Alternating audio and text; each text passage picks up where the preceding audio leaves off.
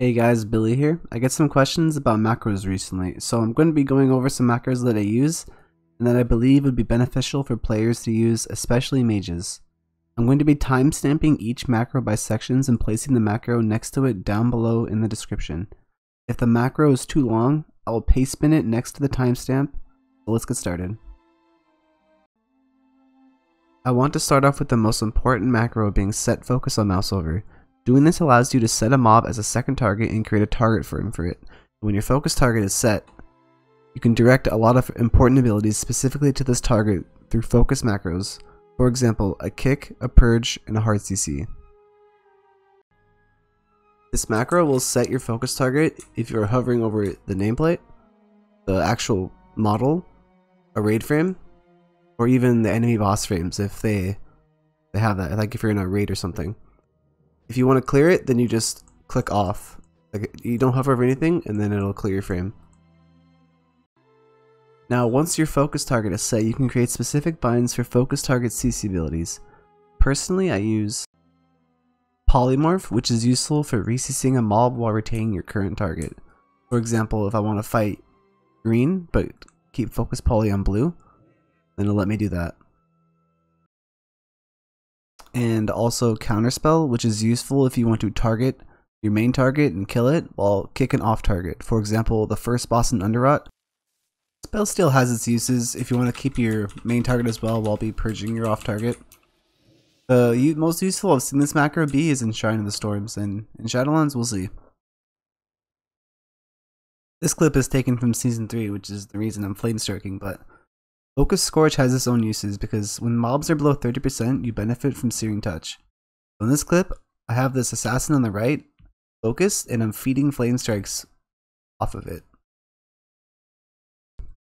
Now the next thing I'm going to jump into are cursor macros, which are macros that let you place targeted abilities such as Meteor, Flamestrike, and Blizzard at your cursor just by pressing the key binding and skipping the whole, point and click part.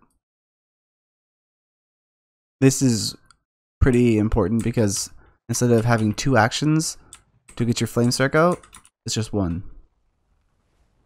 Now you can use this for Meteor and Blizzard as well. Just replace the words of flamestrike with Meteor and Blizzard, of course.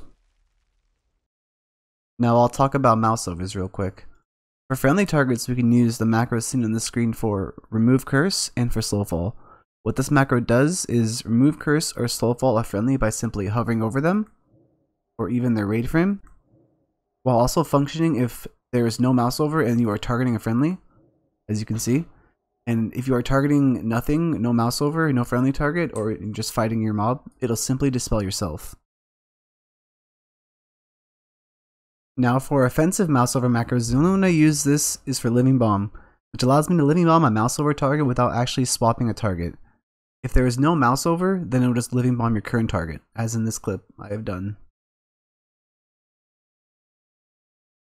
I believe it is beneficial for every single mage and many other classes to have a giant CANCELAURA macro somewhere.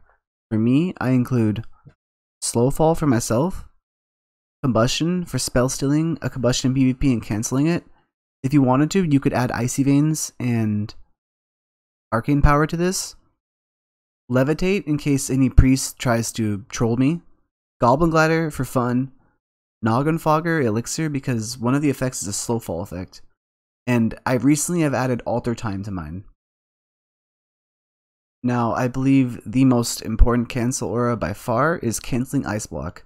Me, I personally have one separate keybind completely dedicated to canceling Ice Block. The reason is that the two buttons are simply just close to each other on my keyboard. Regardless, I would recommend having Ice Block cancel somewhere on your keybinds. Now always check to make sure, but 99% of the time as mages, we're going to be macroing our racial damaging abilities and our damaging trinkets into our major cooldowns. And if you're going to do it, it can look something like this. Now mine is a bit cluttered, but that is because in this specific combustion macro, I have two toys, Everlasting Darkmoon Firework and Illusion, macroed in there for complete cosmetic reasons.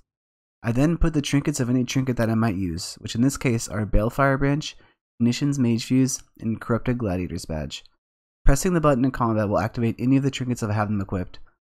Following, I'd put any on-use racial damaging ability. In my case, I am a troll, so I use berserking. I then ended up with your major CD. It could be combustion, icy veins, or arcane power. Now, this macro lets you have multiple talents onto one button. In my case, I use it for Ray of Frost and Glacial Spike, so that regardless if I swap talents, it'll stay in my bars as that button without me having to drag anything. The 7 in the macro indicates what row you're trying to edit. For me, it's the 7th row. And the second number is which talent in the row it is, left to right. So for Ray of Frost, it's 2, and for Glacial Spike, it's 3. This could be done for other stuff, for example, Focus Magic and Rune of Power are in the same row, or even for a Druid where Mighty Bash, Mass Entangle, and Heart of the Wild are all in the same talent row. One macro that I wanted to include that I don't really use anymore, the dismiss macro. Pretty much the only reason I use this macro was to dismiss my elemental when I see it doing something weird. So when I press it, it goes away. Another macro that I wanted to include is one that adds an elite dragon portrait around your character or target frame. The macro is kind of long, so I'm going to paste it in the description below. Pretty much it goes from this to this. I don't know how it works with other add-ons, but for the Blizzard normal target frame and easy frames, it will look like this. And last but not least, if you're looking to customize your focus macros to have a different polymorph, I personally use a polar bear cub that loves snow. It should look something like this. I have included 3 examples: polar bear cub, the black cat, and the pig.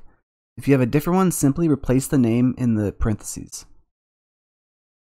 Now to wrap up my video, I've included here 5 cosmetic toys and abilities and the source they come from that I commonly use and macro into abilities. Remember, these are purely cosmetic. Thank you guys for watching. I'm trying to get better at editing, so expect more to come. Till next time.